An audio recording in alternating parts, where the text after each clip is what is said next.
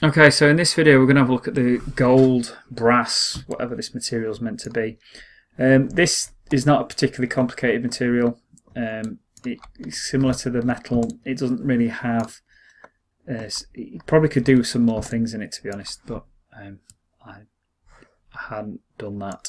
I used this as a reference, so I wanted to have like some darker areas in it, which we're using this kind of green, greeny brown. And then the highlights were going to be this sort of creamy colour. And I'd have a base which was yellow. So I've got my base here, gold base. It is metallic. It is reasonably rough. I didn't see the point in being overly shiny. And don't need any of that. So it's just colour, metal and roughness. The layer above it is I've called tarnished. So this is I still imagine this being sort of more using the metal. So if you look in this base colour, it's using that sort of green. And it's still metallic, but it's really, really rough. I imagine it just being kind of like how where the things got more used or where the dirt's got in or something like that. It's kind of just over time, it's just got marked more than anything else. So yeah, that's what I did for that. This was basically created using the mask editor and using curvature as before. But what I found was I was having some issues with it, basically where this is a UV border, and it was having a bit of a moment about that. I've re-exported things, tried a few things out, but it didn't seem to really make loads of difference. So what I've ended up doing is I've just ended up painting over the top of it.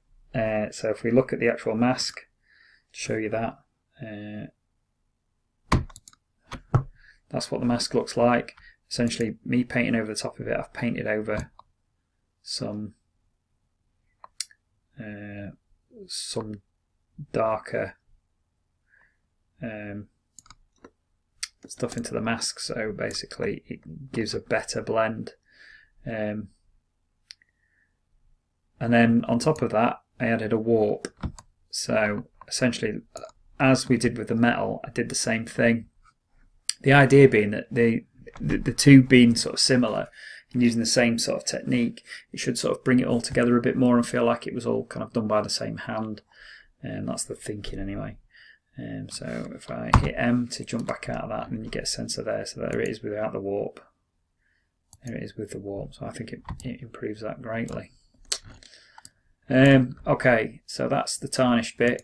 Our old friend the gradient, it's not that strong, mainly because it's only there really to sort of give consistency. Everything else has got a gradient on it, and it has two. Without it, it stands out a lot more. And then above that, I've got this keyhole, which is basically this part, which is literally just black. It has metalness and colour and roughness in there just to make sure that we know it's not meant to be metallic. It's really rough and it's black, so this is the hole that this key is supposed to go into there, the depths and darkness and no light can escape type of thing. And that literally was just painted. So I've gone in with a paintbrush, painted that hole. I've added a slight blur on it just to kind of fade it out a little bit more, and that's it. On top of that, I've added some edges in a similar way that I have done with the metal. Basically, there's using the mask builder and then going in over the top and doing some painting, just painting some bits out just to tidy things up a bit. That probably looks a bit better without it actually. Let's delete that. So yeah, but nothing you haven't seen before if you followed the rest of it.